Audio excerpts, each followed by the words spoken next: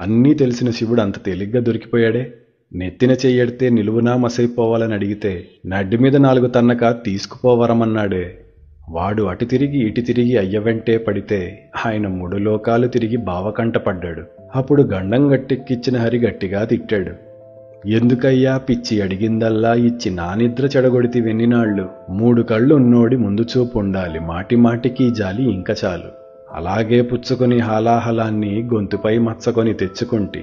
నా చెల్లి సూత్రాలు బలముగా కలుగగా బతికుంటివింకాను చాలు చాలు.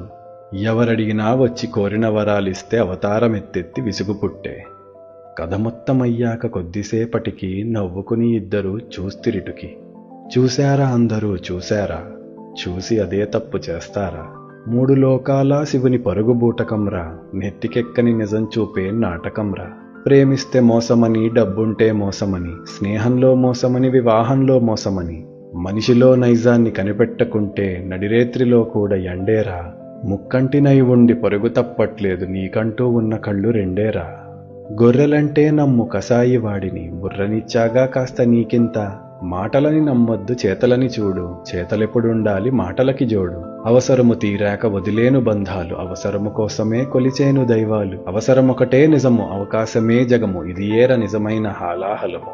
అంగట్లో తెచ్చేసి అన్నీ పెట్టిచ్చిన ఆకలే అంటారు ప్రతిపూట.